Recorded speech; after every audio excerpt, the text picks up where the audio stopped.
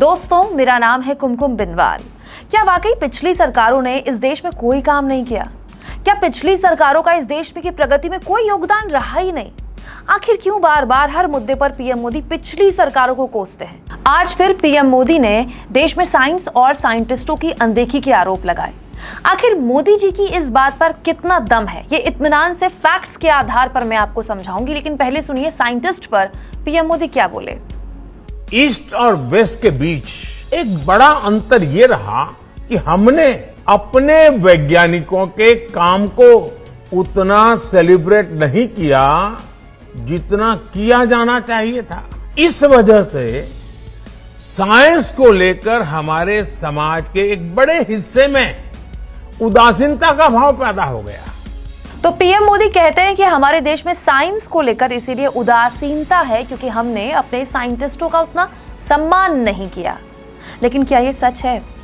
दोस्तों, शायद ही हम में से कोई होगा जिसने बचपन में 1930 में फिजिक्स में नोबेल प्राइज हासिल करने वाले सीवी रमन के बारे में ना पढ़ा हो। कौन है जो नहीं जानता कि होमी जहांगीर भाभा को father of Indian nuclear power कहा जाता है क्योंकि उन्हें देश के पहले प्रधानमंत्री पंडित नेहरू ने atomic energy commission of India का पहला चेयरमैन बनाया।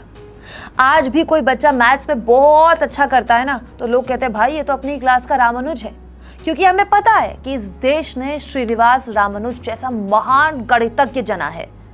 आज स्पेस टेक्नोलॉजी में भारत का दुनिया में डंका बज रहा है क्योंकि उसके पीछे विक्रम साराभाई जैसे महान स्पेस रिसर्चर की सोच थी जिन्होंने 1969 में इसरो की स्थापना की।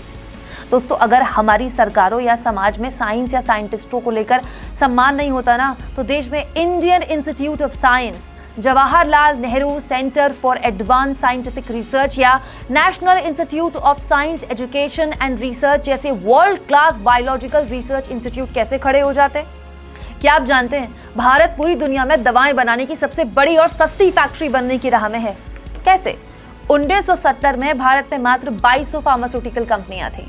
1995 आते आते 24,000 हो गई।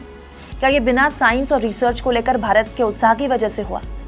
क्या आपको पता है करीब करीब 33 करोड़ जनसंख्या वाले अमेरिका में अकेले भारतीय मूल के 80,000 डॉक्टर्स प्रैक्टिस कर रहे हैं। क्या ये सब रातों रात हो गया?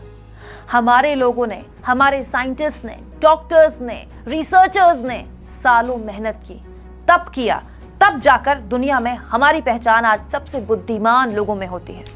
अरे हमारे यहाँ तो साइंस को लेकर ऐसा पागलपन है कि बच्चा 10वीं में आया नहीं कि माँ बाप जोर देने लगते हैं बेटा साइंस ले लेना। ऐसे देश पर साइंस और साइंटिस्टों की अनदेखी के पीएम के आरोपों पर आप कितनी सच्चाई मानते हैं? कमेंट बॉक्स पर जरूर लिखिएगा। और दोस्तों, इसी तरह की खबरों के लिए हमारे फ्री जर्नलिज्म को आपके सपोर्ट की जरूरत है और वो तभी होगा जब आप थैंक्स के ऑप्शन का जितना हो सके उतना इस्तेमाल करेंगे।